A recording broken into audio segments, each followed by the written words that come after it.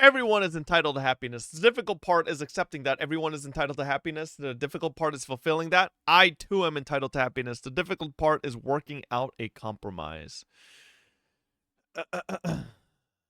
Did Lily call this fucking Boku no Pico again? Oh shit, wait, I forgot we went through this already. This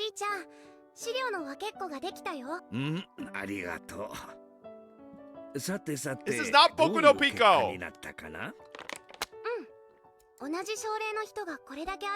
don't even think Boku no Pico has a visual novel. I'm about to look this up. I'm gonna be on a list.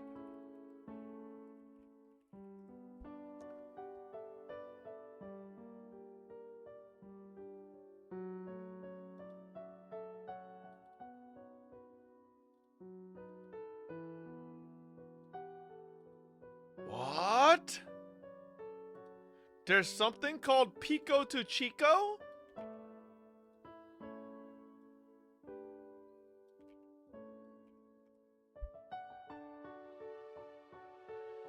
Oh my god! Goodbye, world. Don't search whatever I fucking just said, chat. Alright. Look, there are lots of people with the same symptoms. What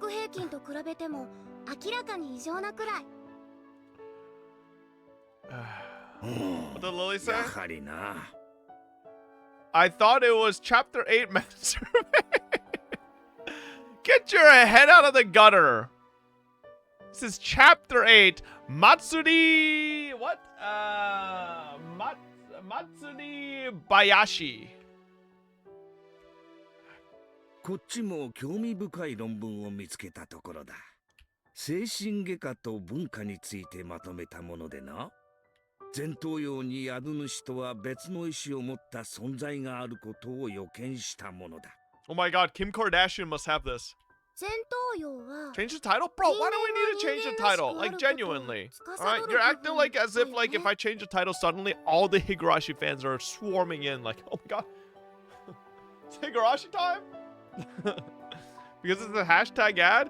Yeah, okay, man. Like, okay, yeah, Higurashi sponsoring in 2026. そうだ。人の感情は心が生み出すのではない。脳という名の器官が分泌物を生み出して与える副産物に過ぎ、その脳に特定の干渉をするナノ単位の生命体の集合が存在し、ある命令系統を持つ一つのコロニーに関与したならば。This does not look like Dodi. Okay, like this is a cute dog, but that does not look like Dodi. Come on, Dodi's not like a fucking puffball. Okay? It's cute, but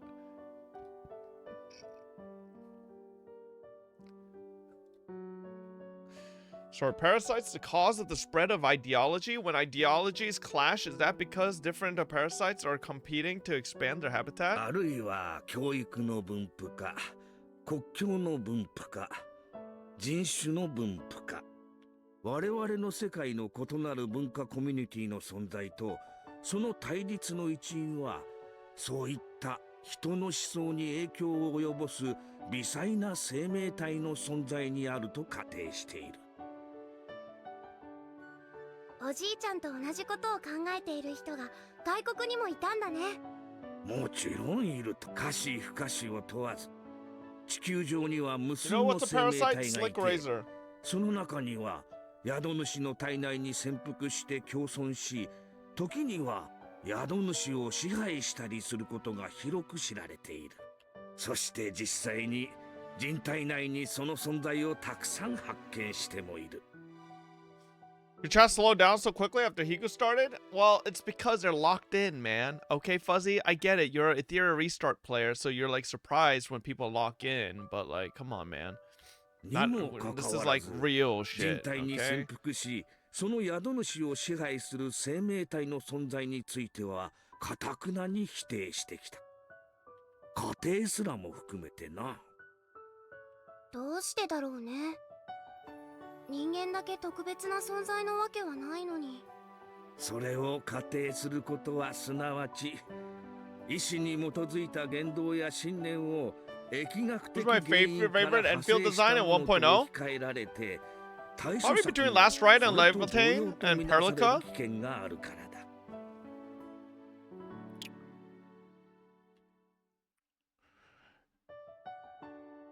Conflicts in ideology can be resolved through deep debate, then they're peaceful. Random parts are just not voiced. But if those conflicts occur epidemically, they become frightening. And if one were to treat bad thoughts or the spread of culture as an epidemic?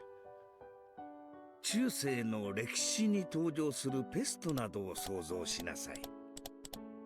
悪い伝染病が大流行する。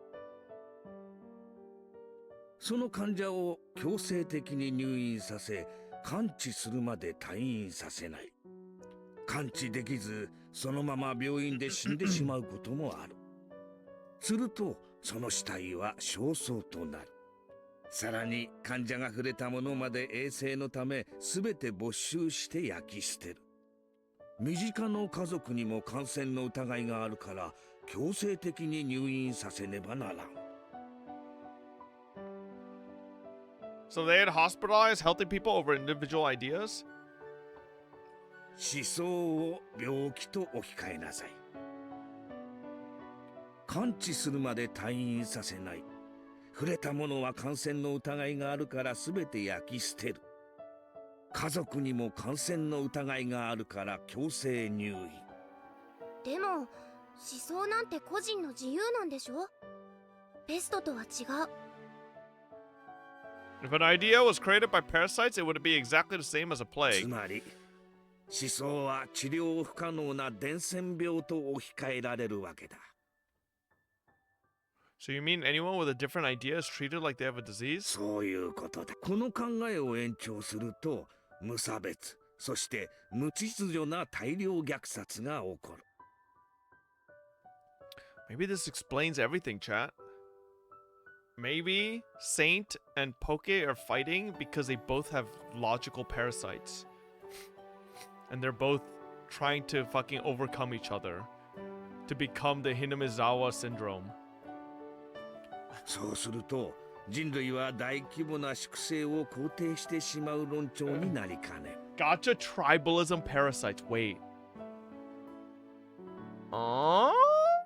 だから脳内で宿主を支配する生命体を語ることは今の時代ではタブーになっているのだ。タブーって？触れてはならない。考えてもならないということだな。だから誰も研究せん。いや、それどころか脳内に侵入し影響を及ぼす存在がいると考えることすら忘れられている。万物の長たる霊長類を支配する未知の生命体などいるはずがないと頭から決めつけている。なんだかお粗末な話。いないことの証明なんて悪魔の証明。絶対に不可能なのに。その通り。悪魔がいることを証明することはたやすい。悪魔を連れてくればいいのだからな。だがいないことを証明することはできん。いないを連れてくることなどできんのだからな。なんだか脳を支配する生命体が自分たちの存在を秘密にするためにその宿主の人間たちを操っているみたい。Me and my grandfather shared a happy laugh together. 人間も自然界の生き物の一つに Maybe this is Takano, and the reason Takano is a freak is because her grandfather fucking told her sick shit. 食物連鎖の頂点にいるだけでそれをもって神格化された存在であると思い込むなど愚かしいことなのだ。人とてあらゆる微生物やウイルスに支配されうるのだ。その存在が今日まで発見されていないからといってそれをもって存在しないという証拠にはならん。絶対に存在する。必ず存在するのだ。科学の世界にもたくさん存在が仮定されていて、そうだ。それらの仮定をした科学者が全て生きているうちに評価を受けられたわけではない。世まいごとだと呆れられ、その正しさを証明できなかった科学者も。でもおじいちゃんは生きているうちに証明されるといいね。じゃなかったらおじいちゃんがかわいそう。大丈夫だよ。神様は努力する者を見捨てたりはしない。努力は必ずいつか結実するのだ。いつかってそれはいつ？神がいつ降臨されるのかは誰も知らない。それは例えるなら泥棒がいつ訪れるのかわからないように。だから予期せずしてその時を迎えて、不信心であったことに歯ぎしりすることがないよう常に目を覚ましていなさい。That was something that my grandfather said all the time. Nobody knows when efforts will bear fruit, but it will happen one day. That's why you must always work hard so you have no regrets when the time comes. Your efforts will bear fruit someday. That's what he meant. でもおじいちゃんが生きているうちに絶対に努力が実る？生きてるうちに認められなかった科学者がたくさんいるのに。 That was such a cruel thing to say, but I didn't mean to be cruel. I had seen how hard my grandfather had been working. I also knew he wouldn't live forever. I just wanted his work to gain recognition before he died. Do you know of the resurrection of Jesus Christ? Yeah. He was crucified and resurrected after 3 days. You told me about it. How do you think Jesus was resurrected? Didn't he just get up as if he was waking up in the morning? He was buried after his execution, so his body was in the ground. Did he break open the tombstone and crawl out like a zombie? Ha ha ha ha, no. That wouldn't be called a resurrection. The sinners who killed Jesus imagined exactly the same thing. Jesus predicted just before he was executed that he would come back to life after 3 days. The sinners buried Jesus, sealed his tomb, and posted guards to watch over it. But what Jesus meant wasn't that he would be resurrected physically. He meant his teachings would be resurrected. After 3 days, Jesus' teachings were resurrected and people regained their belief. The hearts of those who wanted to be shown the proper way revived his teachings. That's what the resurrection of Jesus is all about. He came back to life in the hearts of his believers. Jesus doesn't exist physically on this earth, but he exists in people's hearts. In other words, that's when Jesus became an existence superior to humans. たとえ死後であっても正当な評価を受けられたなら、その偉業は必ずやよみがえる。その時私の体が朽ち果ててしまっていても、私の存 Oh 在 god, は I よみ think が this え is っ how て Takano 評 got 価 her を god 受けるんだ。 complex. それはおじいちゃんが神様になったと Oh いうこ my と？ god. そうだよ。私の研究はいつか必ず認められる。その時、おじいちゃんは神様になれると What are いう you ことなんだよ。 saying? Albert Einstein isn't a 自分が god? 生きているうちに評価されることに焦る必要はないのだ。その時が訪れるのがそれは神様にもわからない。だがその日は必ず訪れる。だからその日の訪れを疑うことなく、ひたすらに努力を続けなくてはならないのだよ。It was very sad to hear my grandfather say that his life would end one day. He wasn't ill and he didn't only have a few years left to live. But set next to the average lifespan, his remaining years didn't look like much. The only person left in my life was my grandfather, so I didn't even want to consider what it would be like with him gone. Grandfather must have remembered that I didn't like to talk about that subject. With a tender smile, he gently patted my head. もちろんおじいちゃんも自分が生きているうちに研究を認めてもらいたい。だから精一杯頑張るよ。私もおじいちゃんが世界中の人に褒めてもらえるようにいっぱいいっぱいお手伝いする。 I purposely didn't mention the before you die part. I caught myself before I said it. ありがとう。嬉しいぞ。Grandfather smiled in satisfaction. His research wasn't exactly outrageous. He wasn't trying to uncover the mysteries of the universe. He was only searching for the possibility that parasites could be responsible for human behavior. Nothing more than that. Nothing outrageous. It really wasn't a wild idea. We even had some leads. Hinamizawa Village, Shishibone City, XX Prefecture. The villagers there are possessed by powerful homesickness. When they are unable to return, they allegedly behave abnormally as if they are cursed.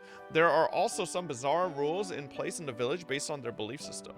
When he was working with the military during the war, my grandfather noticed similarities between the people in Hinamizawa and assumed that some kind of existence was responsible for their odd behavior.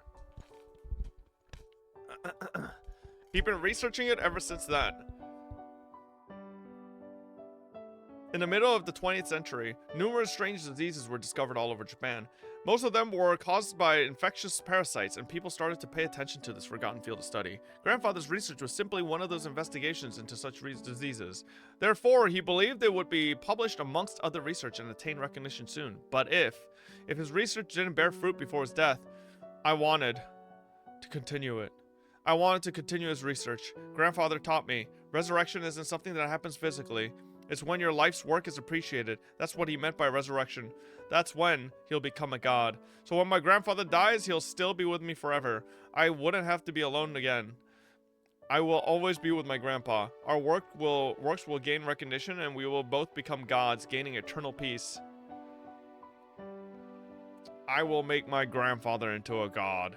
I will become a god. Therefore, we will be granted eternity. We'll be together forever and ever. This fucking, bro. Takado's a psycho bitch. And honestly, though, I was right. Like, this fucking grandpa is literally to blame for everything, by the way. Oh my god, UCG. I was looking at the key on a keychain. The key was labeled henhouse, but the lock Eriko was trying to open didn't belong to that door. Eriko? It should have opened effortlessly. At least that's what was supposed to happen. But it didn't open. I noticed beads of sweat forming on Eriko's forehead. She was the one who came up with this idea. Eriko was starting to panic. The rest of us started to panic too. This only opens the henhouse? Let's stop. Let's go back. Shush. We were supposed to be cleaning out the henhouse. If they found us back here, if they found out why we were here and why we were trying to open up the lock to the back door, then all four of us were sure to be sentenced to splayed piggy. Yo, chat, did I install the,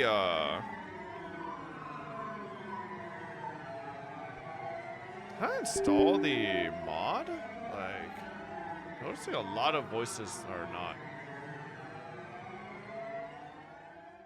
Is this just missing voices, or you did?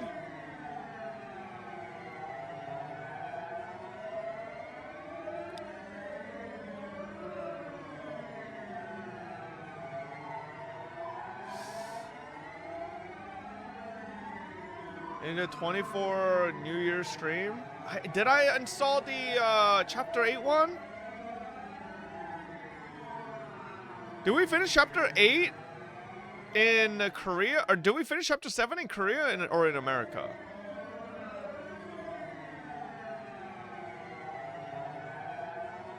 America? Okay. Oh, maybe I did do it. I have no idea. Maybe it's just like, doesn't have voices for certain spots for no reason. That key opens this lock, right? You already tried it, right? Will you shut up for a minute? This is the right key. It's just hard to open, that's all. She was almost shrieking. Our hearts were pounding loudly. It was as though the sound of our heartbeats was echoing throughout the hallway. And at that point, we heard footsteps that didn't belong to a child. Shush, somebody is coming. Three of us held our breath, but Eriko didn't hear it. She kept fussing with the lock and key, as if everything would be okay if she could just open the lock. Eriko, somebody is coming, be quiet. I know this is the right key. I'm not dreaming. I already tried and it opened. Come on, why isn't this working? When this lock is open, we can be happy and we can say goodbye to this hell. Eriko, someone's coming.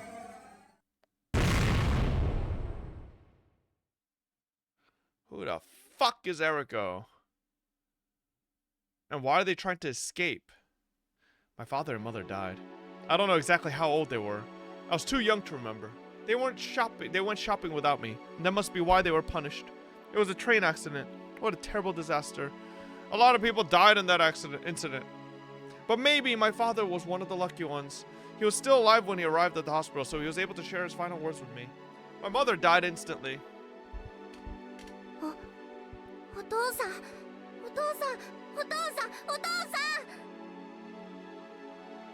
I didn't want to admit that this person I could hardly recognize was my father. As I called out to him, I hoped that it was someone else instead.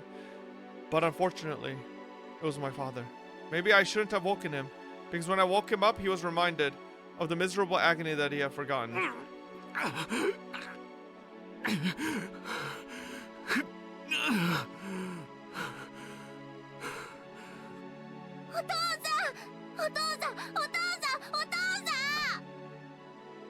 He tried to move his right arm so he could pat my head, but his arm was wrapped in bandages and his hand was no longer there. I couldn't find his hand anywhere on the bed. I only had scary memories of his right hand. Its main job was to slap me when I did something bad, but I would never wish it to be gone. Besides, that hand had also patted my head, even though that only happened a few times. It was a big warm hand and it stroked my head very gently, but no matter what good deeds I did, he could no longer rub my head. No. His hand was the least of his worries. He had to go into emergency surgery. The doctors already warned me that the chance of him surviving was very low. That was why I was allowed to see him regardless of his condition. Not only could he no longer rub my head, he might be gone forever.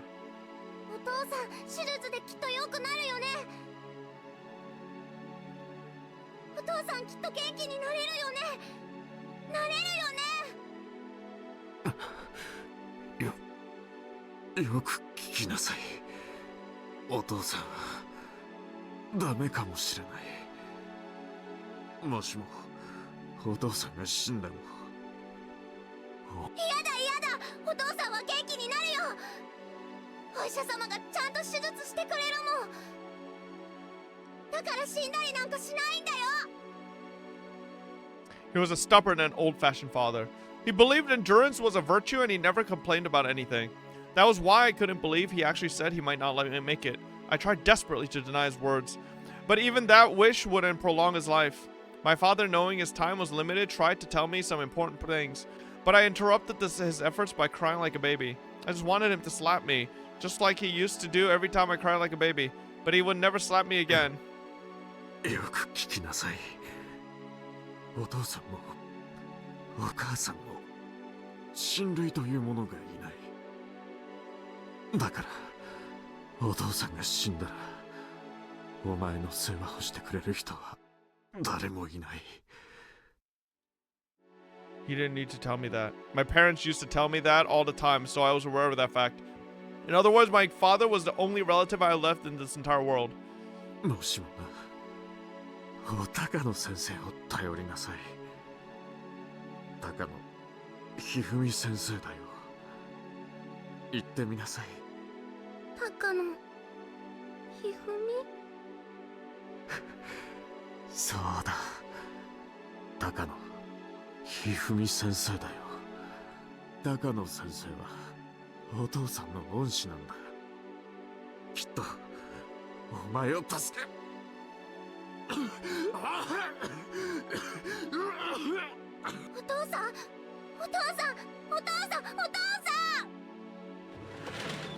Many doctors came into the room in a hurry. He wanted to tell me something else, but the doctor stopped him from talking, so I wasn't able to hear him. I was kicked out of the room. I didn't know what to do. Nobody told me how my father was doing or when the surgery was going to start. And nobody told me that was going to be the last conversation I ever had with my father.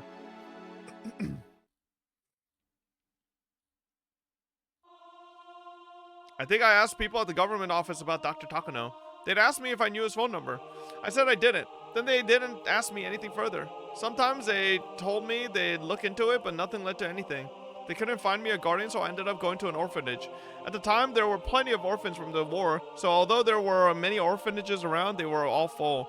There were also some orphanages run by civilians. I was sent to one of those civilian orphanages. There was no profit to be had in taking in an orphan in the first place, so I thought the civilians who were running orphanages must have been very good people. I was sure they hoped that the children would grow in this loving environment and entered into society with a sense of gratitude. But reality isn't so kind. How many children in this world can actually express their gratitude toward their parents in the first place? Children are supposed to be nurtured by their parents' love. Therefore, when that environment is destroyed, their hearts are wounded. Every child has his or her own personality. Receiving affection doesn't guarantee that a child will become someone angelic. Not everyone's heart can be healed. That was why there were some problem kids at the orphanage. Maybe I shouldn't call them problem kids, though. The sadness and despair of losing their parents, and the anger at having to hide such feelings filled those kids' hearts. Spending time individually with the children could have solved their problems, but at the orphanage where I was, none of the staff members even tried to spend time with them or put in an effort to understand them.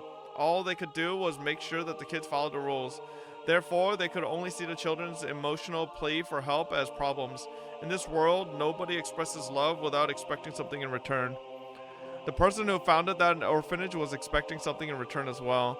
He wanted the children to appreciate him.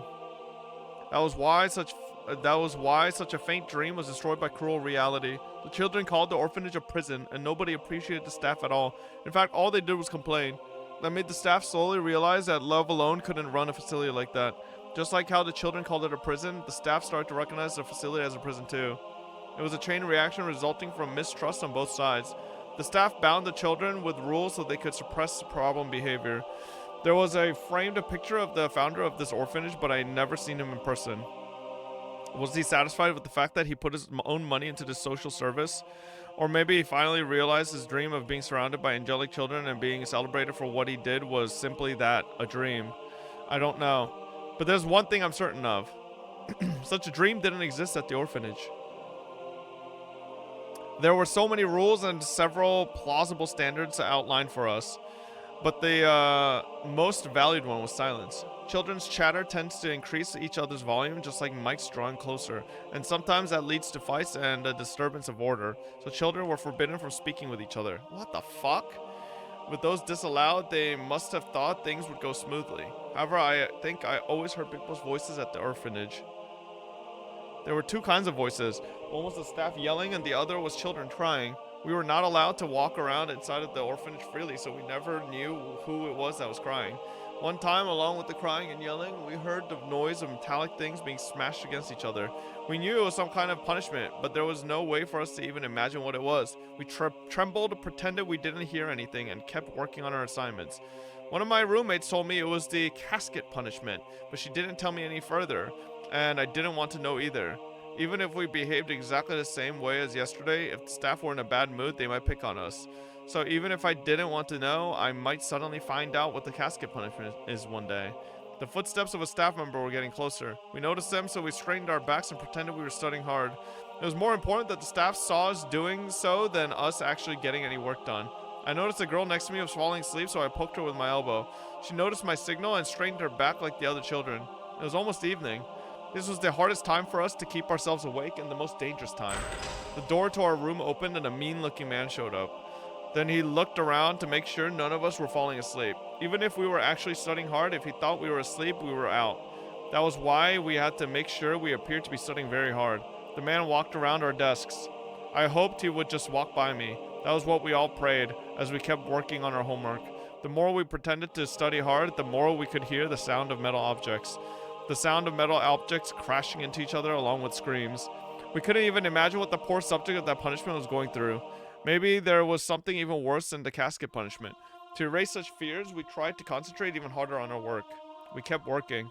As the metal sounds and the screams went on forever.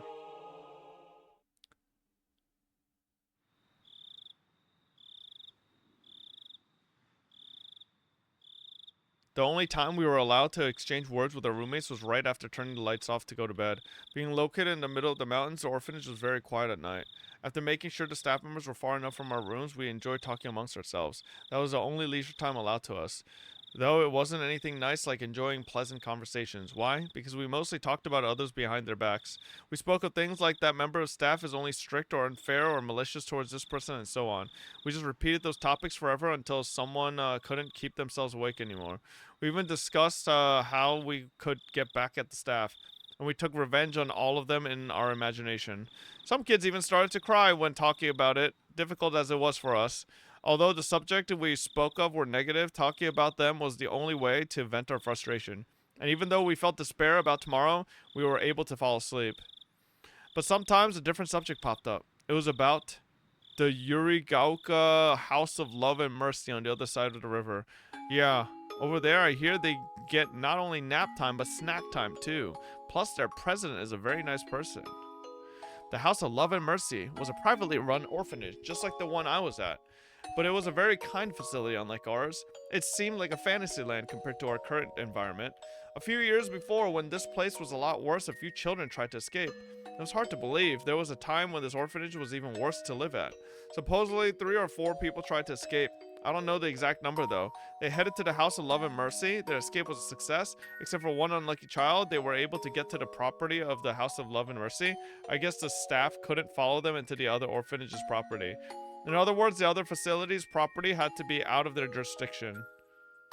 The staff were frustrated that kids got away from them, and they dragged the one they caught back here. I'm sure they wanted to bring back the others who got away from them too. I'm certain the staff were determined not to let a single one escape. It was easy to see that determination in the obstinate way they locked the place up after the event.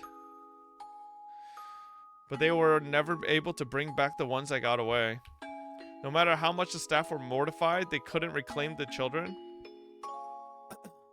and punish them. In other words, if you could make it to the House of Love and Mercy, then you could escape the evil clutches of this hell. On the other hand, the one they caught went through such misery afterwards. Yet the exact details of how he was punished was never passed down. All that remained were ominous phrases left by those who knew him at the time. The drowned ducky, the mashed caterpillar, the splayed piggy. I can't even imagine what kind of punishments they were. The only thing I can say is that those punishments were supposed to be far more harsh than the past casket punishment, which was the most cruel punishment I knew at the time. I can only imagine how horrible those punishments were from their ominous names. After that, the captured kid's wish came true, and he was able to leave the orphanage. Was able to leave this orphanage safely and enjoy his freedom while breathing in fresh air under the blue sky. According to the rumors, that wasn't what happened at all. While he was playing in the boiler room, he slipped and fell, injured his brain, and died. The children were instructed not to go into the boiler room after that incident. Everyone knew the boiler room was always locked. So everyone knew he was killed. And not just that. He was killed after being tortured. He was killed to teach the other children that they would face hell on earth if they tried to escape. Yet those who faced that risk and made it out obtained ordinary, average lives full of love and mercy's namesake, which were far better conditions than we lived in here. Maybe the House of Love and Mercy was really heaven. Maybe all the orphanages are pretty much the same. But compared to my orphanage, I bet anything else would have been better. Even if someone escaped successfully, the police would catch him. Then he'd be sent back to the orphanage, which would pretty much be the same as being killed. However, if we could reach the House of Love and Mercy, they'd take him in. They couldn't send him back. By talking about escaping to the House of Love and Mercy, we were trying to forget how cruel reality was to us. Then one day, the leader of our group, Eriko, said to us quietly, "Would you try to escape if you had a chance to?" Who didn't want to escape from here? It was a rather foolish question, but that wasn't what she meant.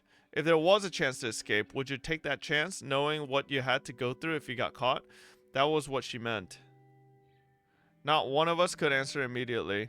If the previous escape incident was a total success, then we might have thought differently. But after that, the orphanage had tightened up security to prevent runaways. All the doors and windows were locked heavily, and it wouldn't be at all easy to get out. Even if another group escape was planned, the success rate would be very low. 3 escaped and 1 was caught before. Maybe 2 would be caught next time. No, maybe everyone would be. If I could, I'd want to escape. But the House of Love and Mercy is so far away. The bridge is long too. We'd all be caught before we get there. Besides, we can't even go outside. Everything is locked up.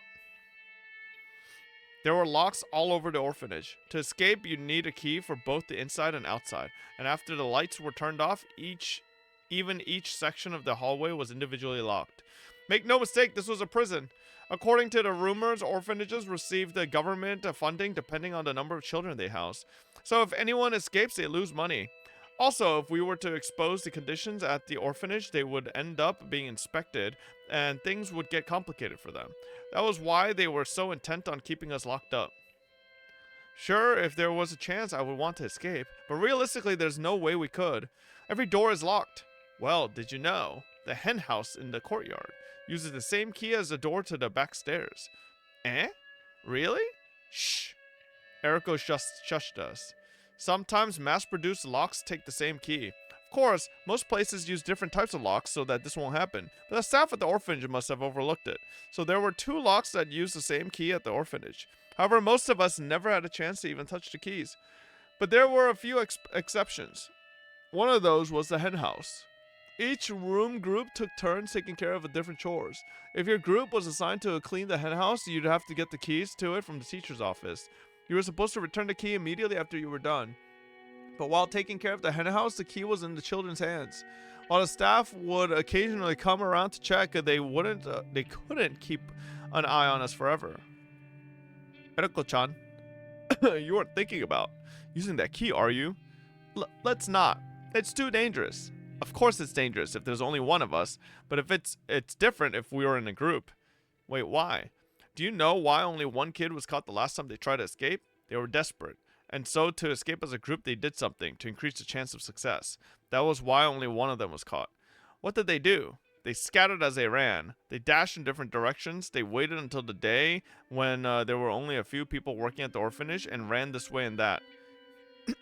And so, although it all depended on luck, it would increase the chance of success for sure. On your own, you'd probably have no hope, but if the staff were to chase after other children, then your own chances of escaping successfully would increase. In other words, Eriko is inviting us to escape with her. The more children joined, the more each of our chances would increase. But amongst us, there were children who tattled to the staff for their own benefit. So she had to be very careful about who she talked to. Eriko must have trusted us a lot. Fucking snitches. Eriko, me, Tomomi, and Kikuko. 4 children. Do any of you want to stay here a day longer? The 3 of us shook our heads. But at the same time, oh my neck. We couldn't agree to escape with her either. Of course, we don't want to stay here a day longer, or even an hour longer. Even if we did exactly the same thing as we did yesterday, we might get yelled at tomorrow. I can't stand this anymore. I can't stand living in the fear of what to do and what not to do so I won't be yelled at. We all feel the same way. We could endure strict rules, but it was almost impossible to endure vague ones. It wasn't too much of a stretch to say that the rules depended on the mood of the staff. This is okay, that isn't okay. Such borderline rules change daily, and if we were to say anything about that, we would be treated horribly for it. I will escape even if I have to do it alone. Like I said, the more people that join, the better our chances. Think about it. If I find out this henhouse key trick, they are sure to change the lock on the back door. In other words, we only have one chance. So even if you regret not joining in later, it'll be too late. But, oh, I'm scared. I'm scared too. If we get caught, we'll be killed. Tomomi and Kikuko weren't the only ones who felt afraid. The fear was perfectly understandable, because all of a sudden the fear of the punishment that would follow had become very realistic. I'm sure Eriko felt the same way too, but her courage was suppressing her fear, and because of that, she shared her idea with us. So, do you plan to stay here forever? No way. I know you're scared, but this is the only chance we have. You have to be brave just this once. What about you, Miyoko? Don't you want to go with me? Unlike Tomomi and Kikuko, I wasn't trembling that much. Of course, I was scared in my own way, but compared to the other two, I must have appeared rather calm. Can we really escape? Of course, Eriko couldn't guarantee our success, but I had to ask her anyway. There's no guarantee, but if you join me, I'll have a better chance of escaping than trying to run on my own. Of course, the same goes for you too. Eriko gave a calculated reason, but I'm sure she just wanted a friend to agree with her. That was probably more important to her than increasing her chances to escape. Is ArcNets tomorrow? Yup. ArcNets is tomorrow. Tomomi, Kikuko, if you're too scared, then I won't force you. Miyoko and I will escape ourselves. 2 is enough. Oh, well. Eriko rushed the 2 to make up their minds. It almost looked cold, but that was her way of mustering their courage. Because it was very possible that regardless of the outcome of our escape attempt, as our roommates, those 2 would be held responsible. It's not like we'll do it tomorrow. Our turn to take care of the henhouse is in a week. We'll wait for the perfect time to do it. If we don't feel that it's safe, then we'll wait until our next turn. We'll be very careful. The rotation of the staff and the timing were important, but we also each had to know the way to the House of Love and Mercy. We were planning to split up, so we had to know the area. I made up my mind. Okay, I'm coming with you, but let's time our escape very carefully, okay? Of course, we'll be killed if we get caught. I don't want to die. I'll come too. Me too. Tomomi and Kikuko agreed, and so we all decided to escape as a group. We waited for the perfect opportunity.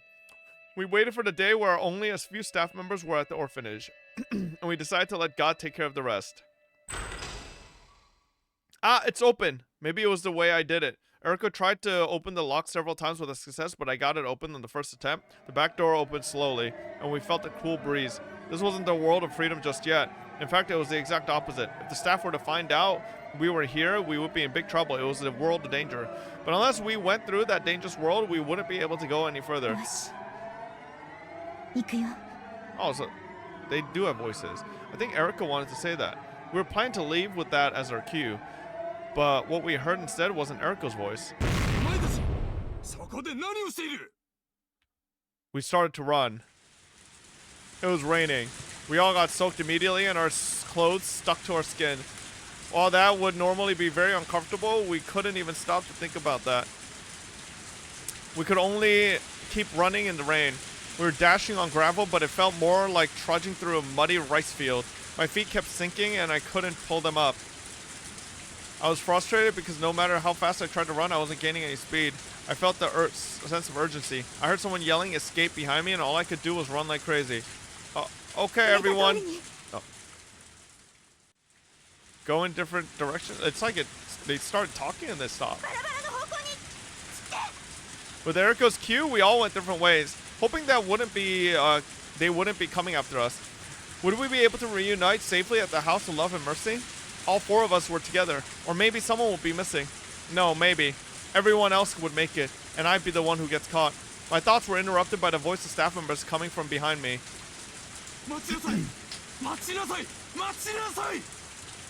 Staff members should have numbered fewer than us, so if I was lucky, they wouldn't be coming after me. Praying that the staff voices I heard in the distance weren't after me, I looked back for a moment. If I had time to turn around, why didn't I take another step forward? Why didn't I try to escape further? Ooh. As I turned around, I felt a huge hand cover my face as pinky slipped into my open mouth. The hand grabbing my face shoved me into the muddy gravel. Of course I didn't stay quiet. I fought back, and then I saw his face. It was the scariest face I'd ever seen. I realized it immediately. He only wanted to capture me alive to use me as an example. Considering what would happen to me afterwards, killing me here on the spot wouldn't pose any problem, would it? Yes, he looked at me with unworldly hate, ready to end my life here and now. His pinky finger ended up touching my tongue. The indescribable, nasty taste sent an icky feeling through my whole body. Bite it!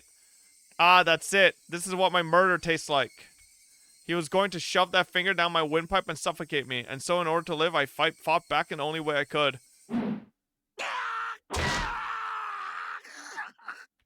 Something warm filled my mouth. I felt like swallowing blood. It felt like swallowing blood after a nosebleed. I spit it from my mouth and ran without turning around, leaving behind a staff member clutching his pinky finger.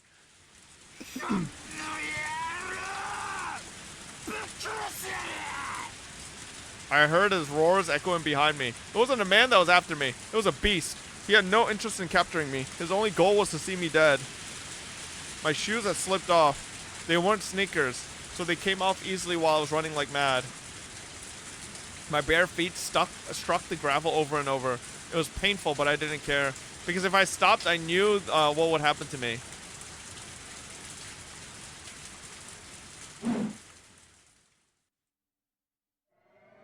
Tree branches cut my face and barbed wires scratched my thighs. My feet and toes were bloody from running on gravel. The blood from the staff member's pinky finger dripped down from my mouth, staining my chin and chest. I was running for my life with the scratches and cuts all over my body. If I were going to get caught, I would be killed. If my pursuer had any sense, then I would be killed after being tortured. But if he didn't, I would be killed on the spot. I don't want to be killed. I don't want to be killed. My lungs and heart were about to explode. My mind was blank from fear and lack of oxygen. I was about to lose consciousness. I might have given in. If I didn't hear the voice of the staff member coming after me, my knees were shaking. My legs wouldn't move properly. I felt like I was going to fall like a puppet with its strings cut. But I couldn't fall. I couldn't fall just yet. It was too late. My face had hit the gravel. I felt the awful sensation of falling, and immediately after, the roar of the beast coming from behind me.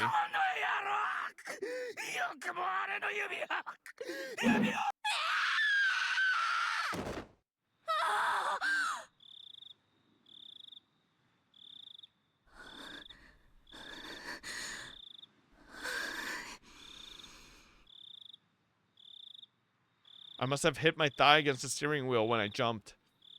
I can feel the throbbing pain, delayed slightly.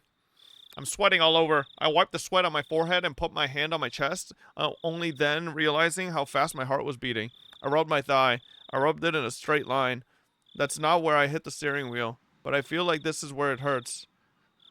I can't see I can't see a scary beast in the moonlit car. I have my shoes on and I'm not covered in blood. My toes are fine too. Someone knocked on the window, startling me. Sansa, 時間です。ありがとう。 I wanted to take a nap, so I told him to come wake me up in an hour. Maybe an hour was too long. Too long a nap actually makes you tired. Not wrong. I put my seat back up and got out of the car. The cool breeze feels good on my skin. I only see the moon. There's nothing else to see on this mountain trail. My car and a command vehicle disguised as a trailer are parked on the side of the street. I can still feel that bad taste in my mouth. I spat it out on the side of the street, but even that couldn't get rid of it. The taste of blood, saliva, and rain. Sweat from my forehead and raindrops got into my mouth, but I couldn't swallow, so I ended up drooling. That sensation around my lips brought back memories, and I tried to wipe my mouth.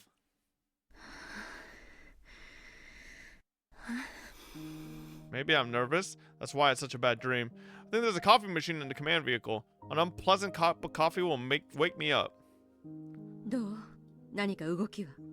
いえ、何も。先ほどジーチクから定期連絡が。問題なしとのことです。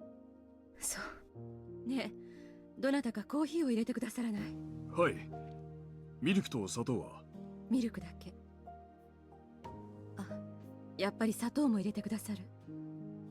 Still have a bad taste in my mouth. The feeling of biting and crushing his little fingers and his filthy blood filling my mouth. I'm sure a sweeter cup of coffee will wash down that bad taste and also wake me up from my nightmare completely.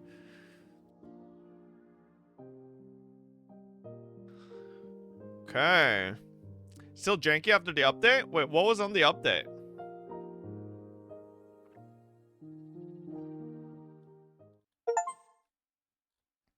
Was there any, like, actual patch or... Bro, tell me how there wasn't an intro still.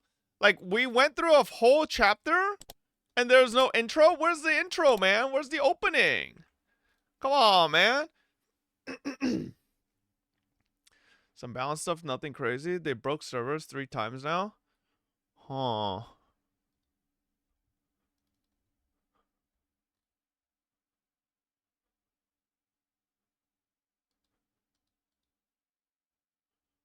There's no patch notes. What the heck?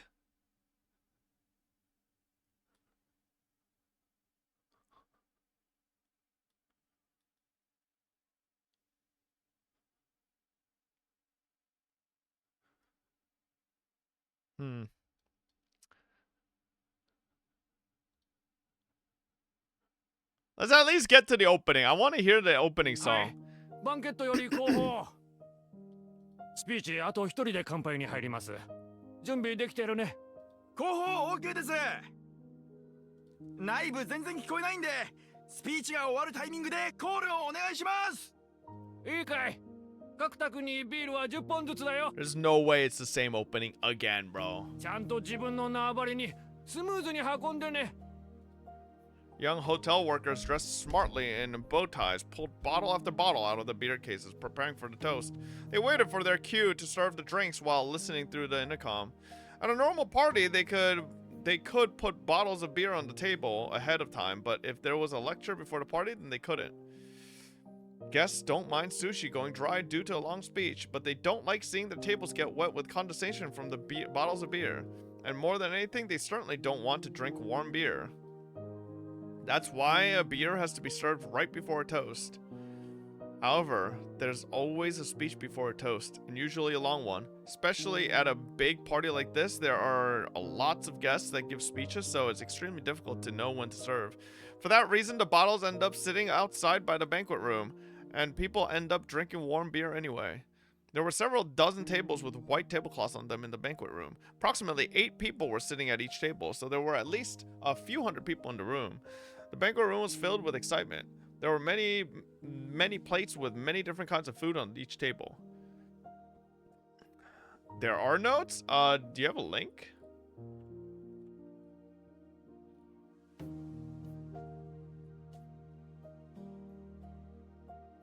I don't see anything.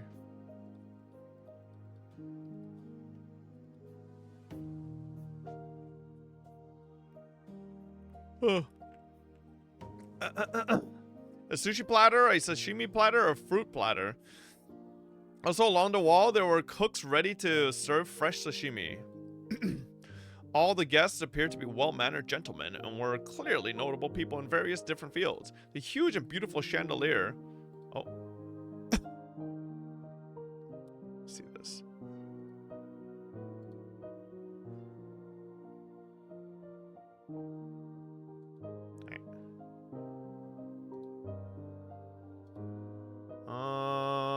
It might not be working because it's in a Discord channel. Hang on, maybe if I try this.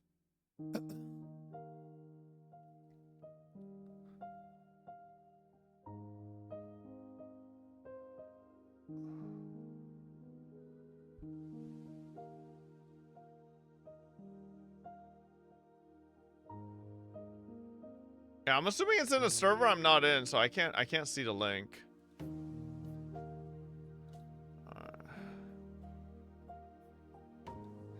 An elderly gentleman was giving a lengthy speech on the stage before making a toast. Usually people don't like such long speeches, especially if it's before a toast. But the guests occasionally shouted yes, yes, and sometimes gave him loud applause, filling their room with their fervor. Well, maybe fervor was a pleasant way to put it. It was probably more accurate to say their excitement was bizarre. 自分の国の国旗に敬意を示すなという教育をしている国がないよ。そんな国はどこにもない。日本だけなんです。そんなおかしい教育をしているのは。Oh shit, okay. Hold up, maybe now I can see it.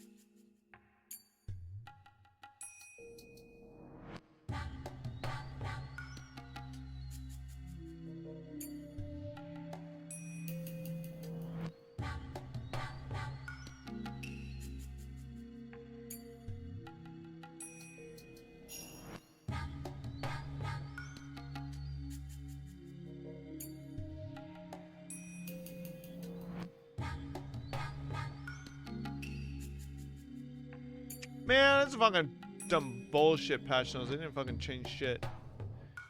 Alright. そうだそうだ。国旗や国家を強制されることは心の自由への強制？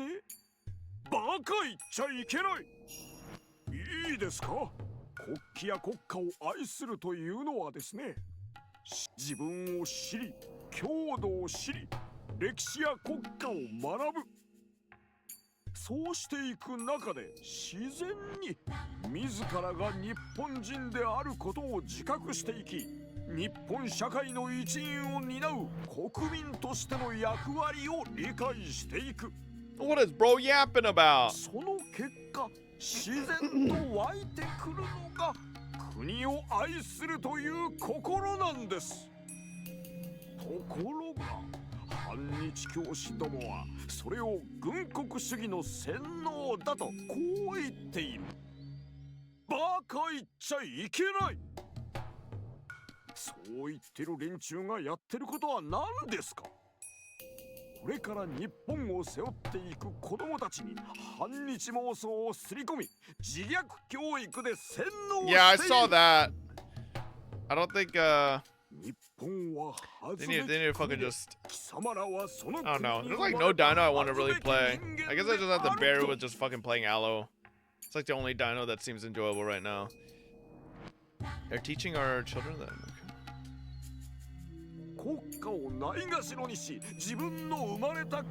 Have you tried Sarah? I played Sarah a bunch when I first started. I don't really...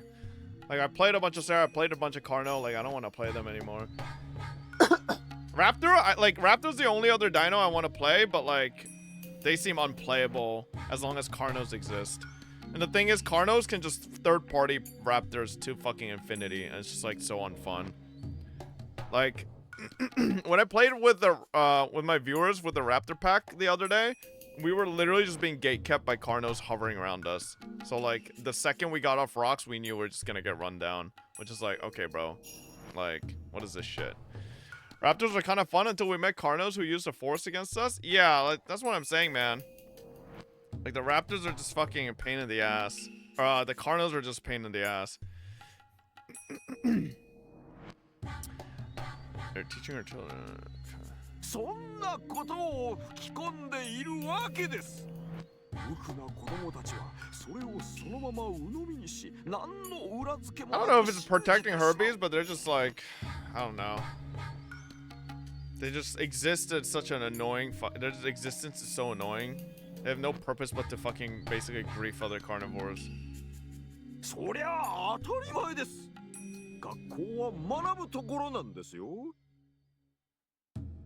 そこで教師がそうだと教えれば、子供たちは何の疑いもなく信じるんです。I'm trying to order my dinner. Okay, there we go. I'm not a fat ass. God forbid I eat dinner.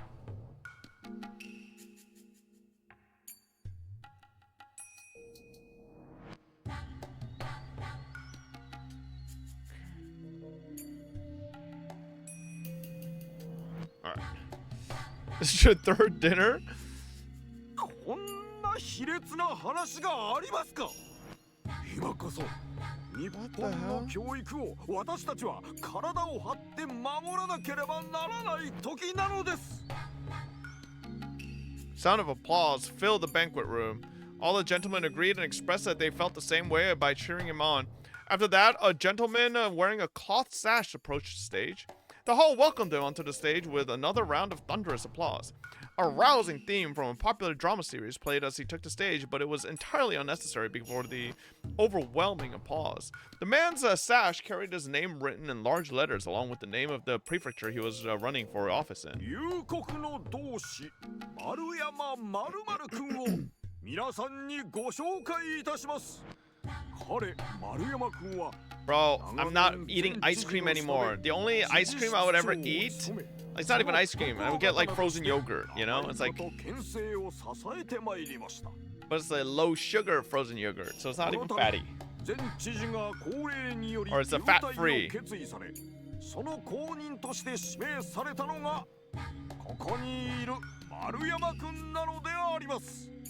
私の県にも実に悔しいことに反日教師が何人もおります。教育の自由、心の自由などと歌いながら子供たちに反日教育をシャーシャーと強いている。正しい歴史を伝えず、連中お得意の捏造と歪曲で日本は悪かったの一点張り。大東亜共栄圏の真の意味やアジアを白人支配から解放しようとアジア各国のために血を流してくださった勇士たちのことは伝えようともしない。戦前どれだけのアジアの国が白人植民地であったか、そして日本がアジア解放に立ち上がり戦後どれだけの国が自治を回復したか、その意味すらも伝えようともしない。情けない。そんな連中が真剣に教育を考える教師たちの中に混じり込み、神聖な私丸山真剣の教育を正し日本の将来を担うことができる健全な若者たちを育てることができる彼丸山丸山君は来年の県知事選挙に立候補いたします。どうか皆さん丸山丸々 Maruyama Marumaru? Bro, what an awful fucking politician name. Maruyama Marumaru. Again, the banquet room filled with applause. The man was receiving a standing ovation. I need to explain a bit about this banquet before you misunderstand. It wasn't the conference of a political association or a lecture by a political candidate. It was hard to believe, but this was nothing more than a meeting of a college's alumni association. Everyone should be familiar with what those are. Whether it's elementary school, junior high school, or college, once you graduate from one of those, you normally belong to an organization of alumni. You receive invitations for reunions where you enjoy talking about the good old days. Yeah, I skipped mine. However, there are many different types of such organizations. Some are simple and some are united with such tighter bonds. And once an organization becomes united with those tight bonds, it's no longer a simple organization of alumni. Rather, it becomes a significant faction known as an alma mater clique. In Japanese society, it's traditional for graduates to form tighter bonds that go beyond the level of organization. Also, the more superior the alma mater, the stronger that tendency holds true. The Imperial University, one of the best universities in the country, is famous for the deep bonds its graduates form. Why do superior people like to bond? It may be because they take pride in being superior, but more than that, maintaining connections is the most significant reason. All Imperial University graduates are elites in their respective fields. They are likely to succeed and become important people. When they do, the unity of their alumni association gains immeasurable meaning. In fact, even today, the Imperial University graduates maintain their tight academic clique, and they hold great influence throughout many different fields. It's not worth playing Isle right now, very buggy? Really? Shit. Man, like, can they fucking fix this shit? Like, God forbid some man wants to just fucking play some dinosaur. Will you do Mineko after Higurashi? I already played through Mineko a long time ago, and we have so many fucking, like, before I was a streamer. And that, like, we have a lot of other variety games we need to get to, so, like, yeah, maybe another day, you know, but we are far, far away from probably hitting another long visual novel like Higurashi. Additionally, while Imperial University usually refers to the University of Tokyo, sometimes it's used to mean all 7 major universities in Japan. They are located in Tokyo, Kyoto, Toku, Kyushu, Hokkaido, Osaka, and Nagoya. They are all great schools. There happens to be an organization of alumni that includes all of those 7 universities. The elderly gentlemen in this banquet room were each from one of those organizations. However, not every graduate would get an invitation here automatically. It is a society of selected gentlemen, and in order to become a member, one must first fulfill several conditions, such as a recommendation from an existing member, contribution to the society, possessing of status, and so forth.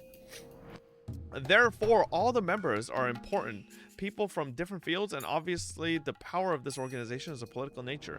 But there's one more very important criterion one has to meet to join. Strong patriotism, a heart that longs to contribute to Japan and its rebirth. As a result, this organization has become extremely nationalistic.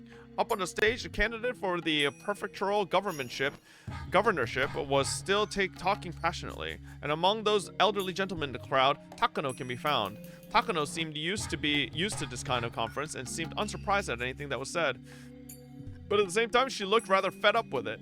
As she was in attendance, she must have been one of their members, which meant she possessed not only an extremely excellent academic background, but that the older gentleman here had acknowledged her equivalent contributions to society and that she possessed strong patriotism. However, her academic background was the only qualification she had met to join. She was only able to join as a special case because of her connections. She didn't even hold prejudiced ideas like the other members did. So why was she here today? Probably because of the same reason as the man giving a speech up on stage. The man on stage didn't actually have prejudiced ideas, much like Takano. He only prepared a speech that he knew the guests would like. Politicians only want votes. Each and every person has a vote, but appealing to each one of them takes too long. So the most efficient way is to appeal to the organization with a unified idea and a unified will. In other words, this man was giving his speech so he can garner support from those powerful people. The elderly gentlemen in the banquet room will then do their best to support him, since he appears to share their ideals. They can offer many different kinds of expediency, support, and assistance, to an outrageous degree, I might add. If the day's event continued in the same way, the organization would likely decide to officially support him. They will probably give him a great deal of financial aid. They'll assist him in different ways as well. Of course, the man on the stage won't be the only one gaining something. When he wins the election and becomes a governor next year, the organization will welcome the governor as a new member and gain even more political influence. And eventually the organization will become so powerful that nobody can ignore it. Those of you reading this right now probably get the sense that they're no mere alumni association. You'd be absolutely right. After reaching this level, they were a fine syndicate. No, they would be a secret society if the group wasn't so open about its activities.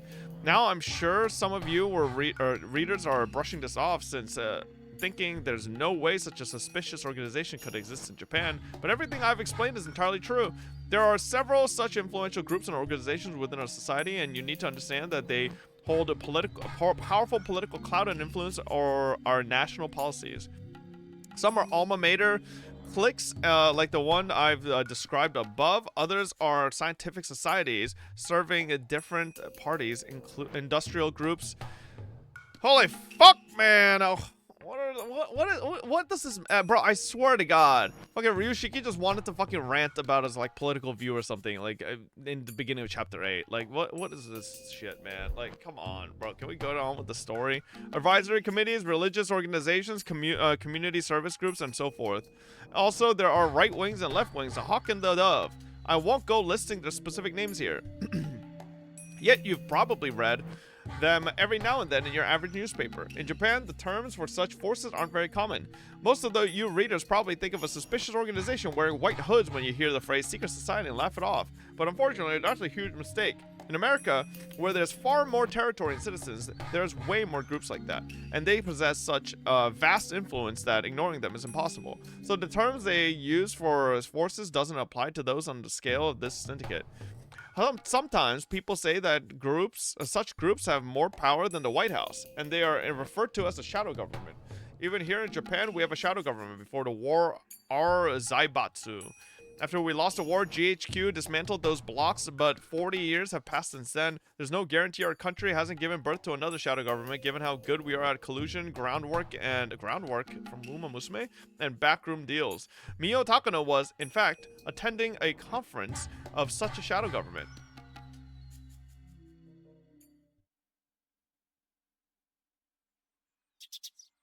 It might appear to be the guest house at a huge golf course. There was no golfers in sight, but by appearances that must be it. But appearances can be deceiving. This wasn't a golf course, but a huge backyard. The guest house was in fact a very stylish mansion. Normal people would be surprised to learn that this was a private residence. Oh my god, new CG. The interior of the building was as lavish as the exterior. There were beautiful carpets on every floor, expensive-looking decoration on the wall, and expensive-looking bottles of alcohol on the shelves. That's the kind of room Takano was in. There was a knock at the door, and an old man in a wheelchair and a young woman pushing it entered. As Takano stood up to bow, the old man stopped her by raising his right hand. 久しぶりだの。いつでも遊びに来なさいと言っとるのに。そのお言葉だけで光栄ですわ、小泉先生。The old man sat down on the sofa with assistance from the woman. He was very old. His face was covered in wrinkles, and he could hardly do anything on his own. Even so, he still held great deal power and influence. 相変わらずお盛んですわね。首筋、口紅がついておりますわよ。What the hell? それ本当かね。やれやれ、これはお恥ずかしいの。There was no lipstick on his neck. The woman who was helping him with his wheelchair was too beautiful to be a mere helper, so Takano had suspected something. As it turned out, her guess was correct. Although he was so old that he could die the next day, he wanted to stay sexually active until the very end. Yo, my man! Even the Grim Reaper would think that's just absurd. ミオちゃんもいつの間にかすっかり美人さんに成長したの。いつまでも小さいと思っとったらいつの間にの。What the fuck, freak? ご冗談を。本当にそう思われていたら、私のお尻を撫でようなんてなさいませんわ。おい先短い年寄りに触らせても減るもんではないに。私よりももっと柔らかいお尻を散々撫でておいでのくせに。Weirdos. Takano and the old man enjoyed a tasteless conversation. They had clearly known each other for a long time and were very close. The young woman came back in to serve tea. After she left, the old man started to speak. しかし、ミオちゃんは本当に立派な子だの。高野くんもこれほど立派に育ってくれて。そうであればいいの。祖父の偉業には私など足元にも及びません。高野くんもいろいろと運がなかった。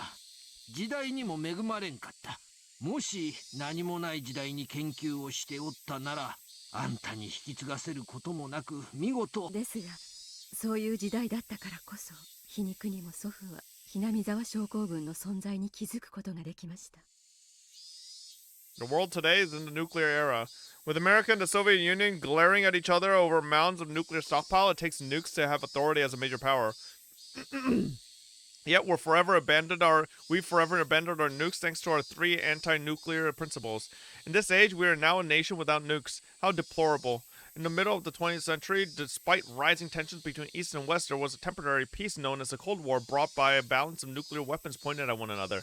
Permanent membership in the United Nations were monopolized by nations with nuclear arms. They secured their... Oh man, why are we getting a fucking lesson on fucking Cold War in the middle of my goddamn anime visual novel? They secured their predominance with nuclear weapons, bound the world with nuclear non-proliferation treaties, eternally banning non-nuclear nations from the world stage. For Japan to become a nation that can compete with the world, it must develop nuclear arms or something as powerful. That's what some people believed, at least. Realistically, Japan will never arm itself with nuclear weapons.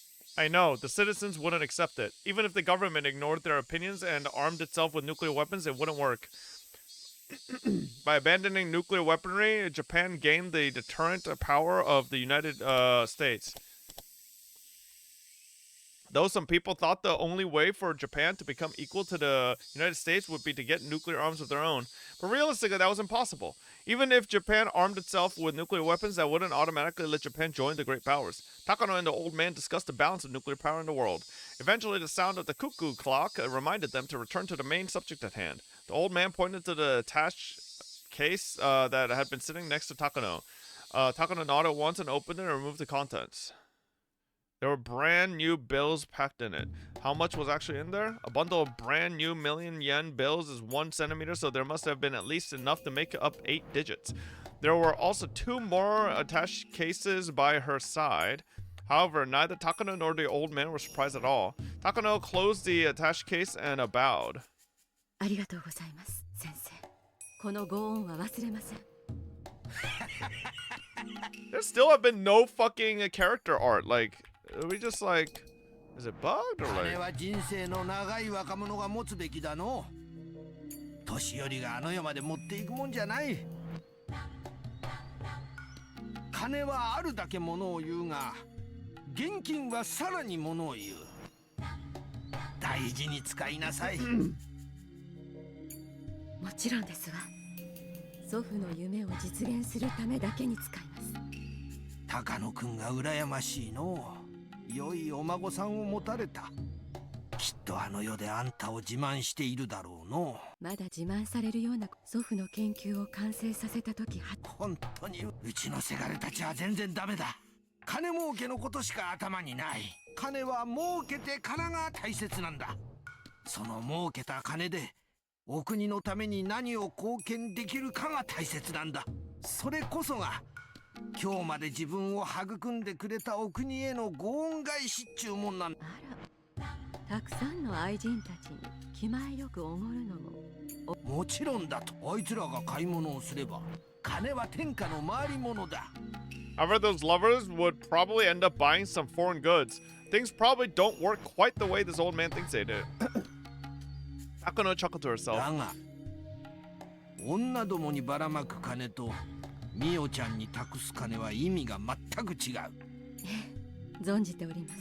ミオちゃんは今日までよ礼を尽くし大勢今だから話すが、春山くんも望月くんも最初は君のことを若すぎると批判的だったんだがね。だから私もミオちゃんのその努力を認めてその金を託すんだ。はい。そしてな、その金を私が託す。私がミオちゃんを高野くんの研究の正式な後継者だとありがとうございます。私ごとき若輩に委ねてくださったことに深く感謝いたします。いやいや、これは高野くん、彼もミオちゃん以外が、だからミオちゃんがここまで上り詰めたおかげで他の年寄りたちをより説得しやすかったわけだ。祖父の完成できなかった研究を私が完成させることだけが私ができる祖父への唯一の恩返しですから、そのために求められる努力ならばいといません。Takano smiled as she remembered everything she had to go through to get to this point. It went without saying, but the old men around Takano saw her as someone from their grandchildren's generation or maybe even younger. Just how much trouble did Takano have to endure in order to gain the trust of those with such a large generation gap? It was hard to describe to those who couldn't even imagine her trouble. But Takano earned it.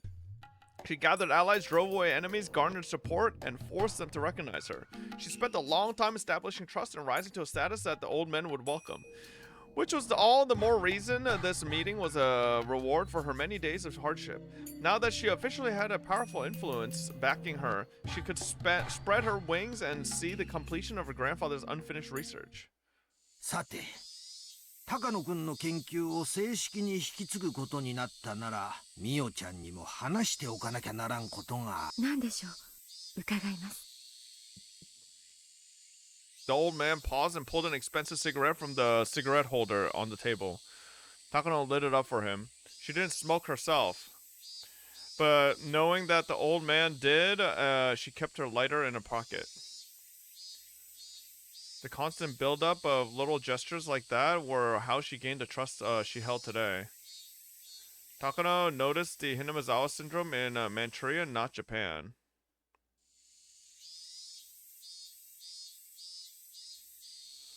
What the hell? Hang on.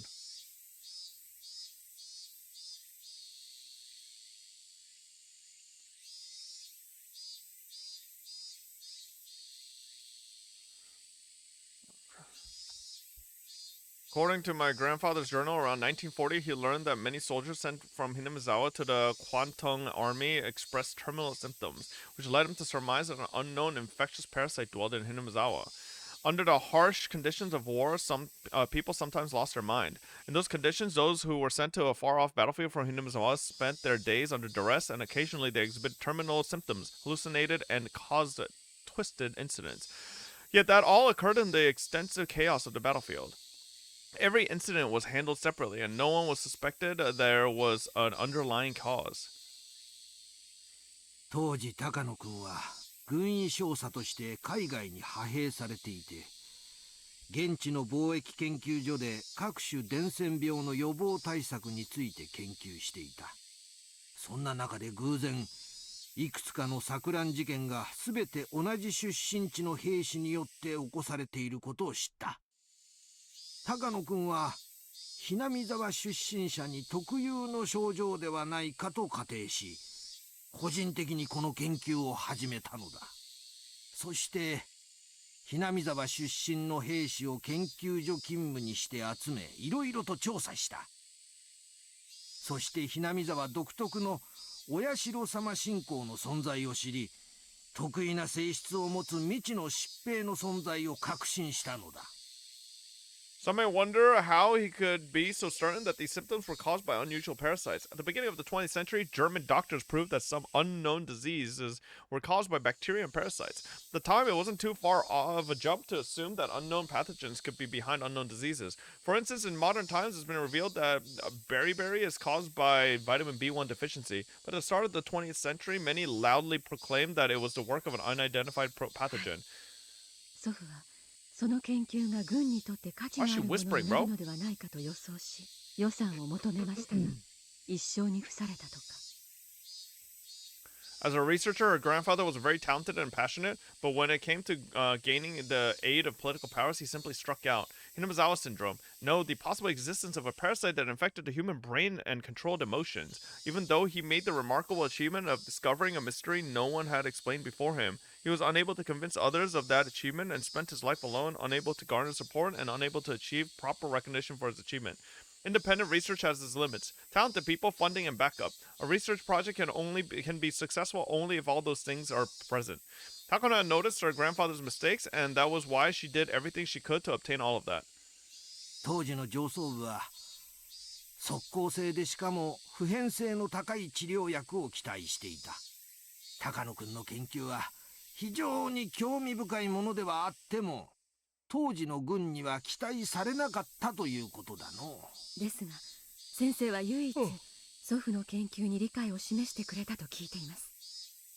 祖父は先生のことを無二の親友と記していました。高野君とは同郷だった。同じ蕎麦屋を知る人間と遠方の戦地で会えるというのは奇跡的なことだったの。彼とは年は離れていたが、私たちは固い友情で結ばれていたのだ。だから高野君からはよく話をされたの。画期的な研究になるに違いない。本格的な研究のために予算をつけられるよう根回ししてほしいと何度も相談を受けた。祖父の手記にも先生がいろいろと各方面に掛け合ってくださったことが記されています。結局祖父の研究が認められることはありませんでしたが、先生だけが理解者でいてくれたことはきっと存命中大きな心の支えになっていたものと思います。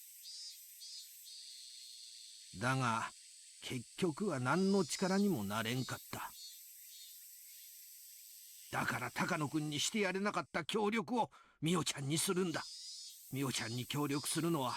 ありがとうございます。祖父は良い親友に恵まれたと思っています。 These motherfuckers are making fall asleep with this fucking shit. 先生のように理解を示してくれる方が少しでもいてくれたなら、祖父の人生はもっと違ったものになっていたかもしれないと思うと、とても悔しく思います。Yo, can we fuck Takano POV? Can we go to fucking Rika and the Avengers fucking her up? Like, the old man closed his eyes and paused for a moment. Shortly after that, he looked into the distance and spoke. 実はな、真実はそうではない。上層部は高野君の発見に少なからず関心を。それは初耳です。でもそれならなぜ祖父の研究を認めなかったのですか？ある事情により高野君にひなみ沢症候群を研究させたくない都合ができたのだ。その理由は私と一部の高級将校しか知らん。 What's the reason? 私を除き全員が他界した今、高野君の後を継ぐみおちゃんには話しておこうと思う。研究させたくない都合とは何ですかTakano had believed until this day that her grandfather's research was ridiculed by everyone, which is the reason why it had never gained any recognition.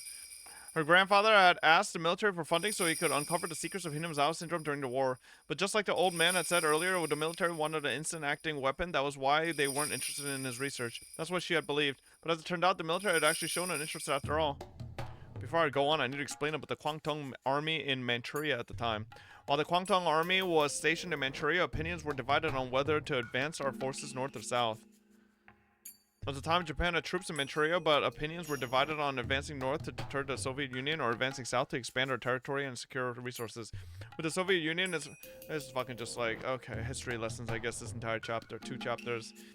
The Soviet Union and its predecessors, Russia being a landlocked, frozen nation, they had long yearned for an ice-free port that wouldn't freeze over in the winter. They had made numerous attempts to expand their territory southward too. Those expansionist policies were said to be a cause of Russo-Japanese War. In the history books, it's said that Japan won the Russo-Japanese War, but it was actually a draw ending in peace signed at the Treaty of Portsmouth? Both sides had simply set aside their spears after mutually exhausting their forces. It wasn't like Russia capitulated and offered a complete surrender. As a result, the perception of the Russian threat continued to smolder. Later, the Russian Empire was overthrown by a revolution, but Japan was unable to shake the threat that the new Soviet Union would advance south. According to the history books, Japan went south. They signed the Soviet-Japanese Neutrality Pact and abandoned the northern advance. As a result, when the Great Patriotic War began, Soviet Union was able to respond to pressure on their German front by pouring in their eastern forces. Though the Germans had managed to lay siege to Moscow, the Soviets launched a massive counteroffensive that reversed the tides of war. Even with the Soviet-Japanese Neutrality Pact, the Soviets couldn't tell if Japan would attack them at some point. Because of that threat, the Soviets had to leave some forces in the Far East, and they weren't able to devote enough troops to the German front. For starters, the Soviets had forged a German-Soviet non-aggression pact too. Yeah, Germany broke the treaty and attacked the Soviet Union. To make matters worse, Japan and Germany had forged a military alliance. With all those factors in play, the Soviets naturally couldn't trust Japan to uphold their neutrality pact. Ironically, the Soviet Union was the one who broke the pact, but I won't go into that now. Thank you, Rishi. Thank you.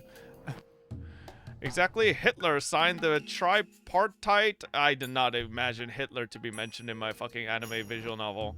Hitler signed the tripartite pact because he expected Japan to keep the Soviets' other front in check. But ultimately, Japan abandoned the north. With the superior German offensive, many supported the idea of waiting and watching it play out. They believed that even if we did advance north, it would be after Germany conquered Moscow. However, that plan was exposed to Sorge, and the Soviets transferred their heavy tanks from their far east border to the German front. That secured Germany's defeat at Moscow, and the Germans began seeing a string of defeats starting with the Battle of Kursk. It was a turning point in history, huh? During the Cold War, the Soviet Union was recognized as a global power, but at least in 1940, the Kwangtung Army didn't think it was a particular threat. Japan had earned a victory with the Russo-Japanese War, and they took the new Soviet Union government lightly, assuming it wouldn't be stable after overthrowing the Russian Empire. Bro, no wonder this chapter is long as fuck. He's just, like, this is a history textbook, not a fucking visual novel. That underestimation was corrected after the Nomonhan incident in 1941. After several fierce short-term battles with the Soviet Union and advanced mechanized corps that led to great losses, the Kwangtung Army realized they shouldn't fight the Soviets, and that inclined Japan toward the Soviet-Japanese Neutrality Pact. But at the very least, up until Nomonhan, what is that word, bro? Nomonhan incident? That's so hard to say. Nomonhan? Incident, the Kwangtung Army was strongly conscious of the Soviets and divided on advancing north and south. Thanks to that, there were also voices advising caution, suggesting we avoid all-out war with China in order to shore up our forces against the Soviets. But the Sino-Japanese War broke out after the Marco Polo Bridge incident, right? July 1937, the Japanese and Chinese armies were staring at each other across the Lugo Bridge in Beijing. It was in the middle of the night of July 7th. The Chinese army fired on the Japanese army in training, and they engaged in combat. This triggered the long Sino-Japanese War. Yes, according to historical records, that incident triggered the Sino-Japanese War, but with opinions divided. Oh, bro, can you just tell us why they didn't fucking fund the research? Not a full-on history lesson. Like, Takano was just like, why? What was the reason? And he's like, well, Takano, I know you're fully graduated from college and know all this, but let me tell you about World War II. Like, just, huh? The army was equally divided over a full-scale confrontation with China. No, in fact, we even received orders from General Staff Headquarters to resolve the matter quietly before the incident grew much bigger. So those supporting the northern advance wanted to settle the Battle of Lugo Bridge quietly, insisting that the conflict with China was pointless in light of their anti-Soviet strategy. However, those on the mainland supporting the southern advance used this incident as cause to dispatch more troops to China. They enacted hard policies against China, and thus the Marco Polo Bridge incident became the trigger for Japan and China to go into all-out war. After that, in the British bitter struggle in the Nomonhan incident, Japan greatly revised their Soviet strategy. They signed the Soviet-Japanese Neutrality Pact and secured their route for their southern advance. The Sino-Japanese War got worse and worse. If the Marco Polo Bridge incident hadn't happened, it's possible that the history would have gone very differently. Maybe we would have ended up in a war with them anyways. However, if the South faction didn't get that chance, the military authorities would have kept restraining the Soviet Union. The Soviets would have had to divide their forces between the East and West. And maybe Germany could have invaded Moscow. Then Japan could have gone to Siberia. The map could have been very different today. Germany wouldn't necessarily have won the war if it had succeeded in taking Moscow. England was keeping its strength on the other side of the Dover Strait after all, and the United States was poised to enter the conflict. Besides, Napoleon once occupied Moscow, but in the end, he couldn't beat their winter and had to withdraw. It is one of those ifs, huh? The Axis might have won the war. Yes, it's possible that the gunshot from the Marco Polo Bridge incident changed the tide of history. Both sides had different opinions of who fired the shot. According to the Japanese side, a Chinese soldier fired the shot at the Japanese soldier who got too close to the Chinese camp. However, the Chinese side claimed that the shot was conspiracy invented by the Japanese military, but the shot was fired even though literally none of this is fucking, like, beneficial at all to the story. He just really wanted to write this. Like, holy fuck. Even though nobody knew who actually pulled the trigger, it sparked the Sino-Japanese War. Yes, that's what the history books say. Then why are you telling us, Ryushiki? It's in the history books. We all fucking know how the World War II happened. Like, why are you putting it in your visual novel? But Koizumi-sensei, what does that have to do with my grandfather? Thank you, Naka! Thank you, that's what we're all wondering. Even Takano's like, why did you just give me a history lesson? Like, what the fuck is this? In the Marco Polo Bridge incident, a shot was fired at a unit that was training in the middle of the night. Everyone was summoned for a roll call. There were missing one soldier. This soldier came back later, and it was said that he was sent as a messenger and got too close to the Chinese camp. By the way, did you know that a soldier was from Hinamizawa? Really? When Takano-kun was talking about Hinamizawa syndrome, he said that soldiers from Hinamizawa could suddenly fall into deranged state. And we realized that the soldier from Marco Polo Bridge incident was in fact from Hinamizawa. Then what about the first shot fired? I don't know the truth, but I think it's possible that the soldier within the terminal stage of Hinamizawa syndrome fired the shot. That soldier was killed in the incident. Since there was no record of it, nobody knows exactly how he died. The Japanese side claimed that the Chinese army had fired at them and negotiated with that in mind. Just a scant few days after the incident, Japan demanded an apology from the Chinese and as a show of force dispatched 3 divisions of reinforcements. The Chinese side was of course opposed to that. The situation escalated at once. If research into the Hinamizawa syndrome continued, the higher-ups thought it would negatively influence the Japanese army's claims. So in order to avoid the risk of traversing that political gray zone, they rejected Takano-kun's research. そのため、この時代になってもなお、祖父の研究が顧みられることがなかったと。 So, you know how, like, none of that backstory was required to fucking say that. Like, literally none of that was necessary. Like, at all. そうだ。 The war is over now, but there's still some conflict there regarding historical recognition. 高野君にその気はなくとも、Hinamizawa症候群の研究が公になれば、 Alright, lazy bum, you finally started wanting to actually voice act? Like, my mouth is tired. そう危惧した重鎮たちが今日に至るまで高野君の研究を黙殺するよう根回しをしておったのは私も高野君に協力しないよう。 Takano tried to remain calm, but she couldn't stop herself from grimacing. She had just found out the real reason why her grandfather's research had been ignored. It was because of secret maneuvers by his political masterminds.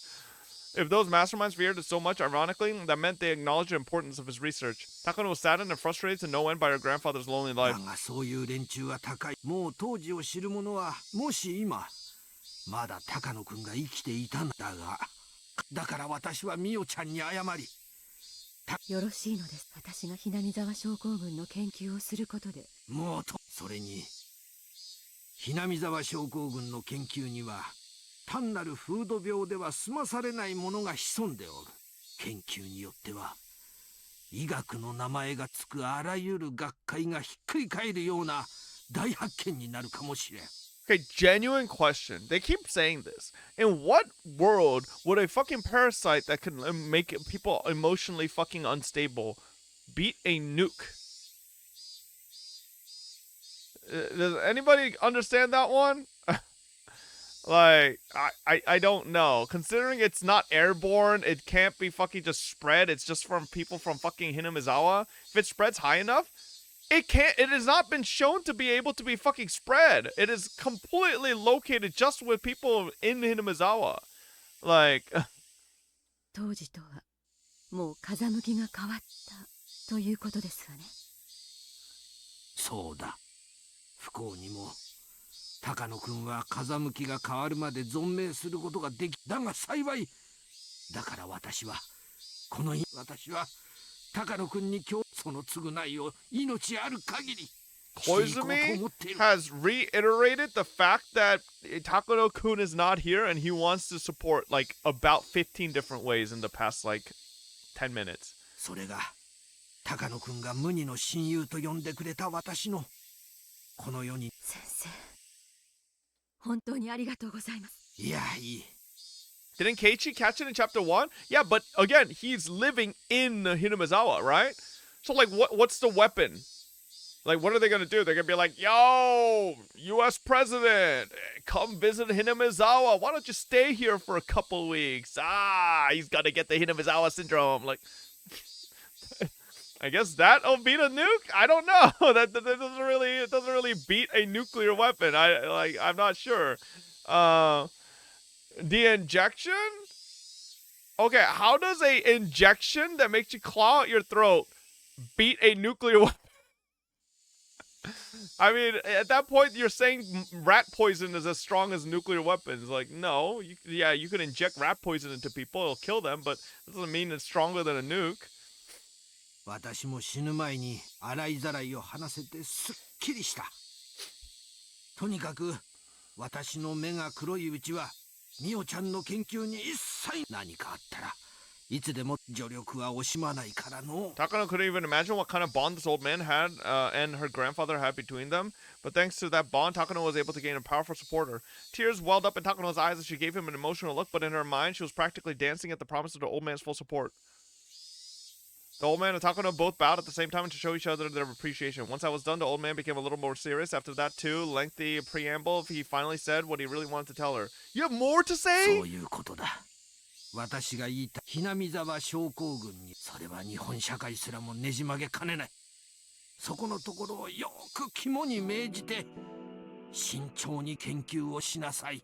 Shut up, Grandpa. Like, Jesus fuck, man. You've been saying that. Like, bro just reiterated everything he's been saying.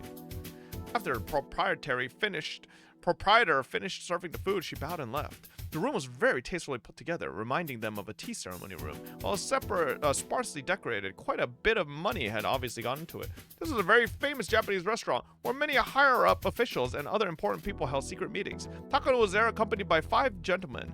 She was sitting slightly further away from the men. They were clearly in a much more important position than she was. One of the men wearing an expensive double-breasted suit told Takano not to be so nervous. Yo, I'm gonna be honest. I was gonna save here. This chapter has fucking been exhaustingly boring. Bro, I just want to get to this intro song. That was all it's been for, and we've been playing for like 2.5 hours. I just want a fucking intro song, man. Like, what the fuck? It's in chapter 6. There's no way the intro is that far away. What the fuck, man? Holy shit.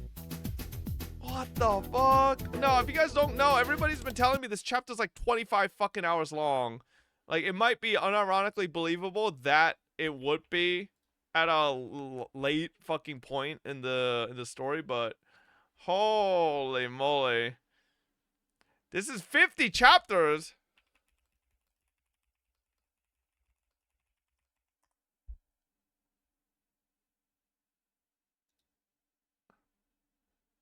Oh, it doesn't fucking give me an answer. I don't know. Well, spoiled, bro. I think nothing got spoiled, alright? Alright, chat. Tomorrow is Arknight's Enfield. Yes, sir. Yes, sir. Arknight's Enfield. Ooh. Whenfield is soon field. Tomorrow field. Woo! That's what we're talking about, baby. Yes, sir. Anyways, I'll see y'all tomorrow, chat. Good night, everybody.